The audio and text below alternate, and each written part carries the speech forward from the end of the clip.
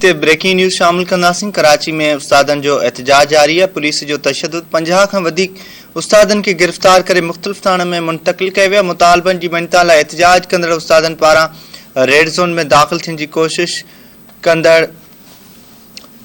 कोशिश कई त पुलिस उस्तादनि मथां कड़की पई। पुलिस पारां उस्तादनि खे रेड ज़ोन में दाख़िल थियण खां रोकण जी कोशिश कई। उन दौरान मज़ामत कंदड़ उस्तादनि पुलिस पारां वहशाणु तशद्दुद कयो वियो आहे।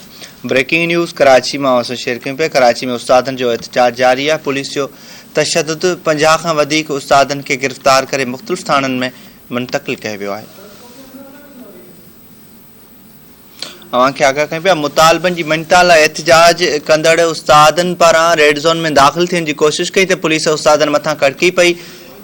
पुलिस पारां उस्तादनि खे रेड ज़ोन में दाख़िल थियण खां रोकण जी कोशिश कई वई। उन दौरान मज़ामत कंदड़ उस्तादनि पुलिस पारां वहशाणु तशद्दुद कयो वियो आहे। अपडेट मालूम कंदासीं। असां सां टेलीफोन लाइन ते मौजूद आहे इमदाद सुमरा। इमदाद, आगाह कजो, उस्तादनि ते पुलिस कड़की पई ऐं मुख़्तलिफ़ थाणनि ते उस्तादनि खे जेको आहे सो उन्हनि खे उते गिरफ़्तार कयो वियो आहे।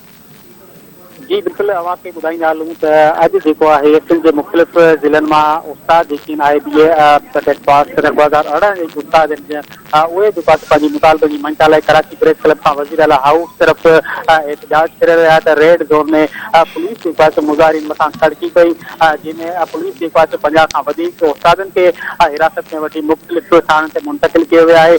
जॾहिं त वज़ीर आला हाउस भरिसां जेको आहे मुज़ाहिरीन ऐं पुलिस में छिकताण थी वई।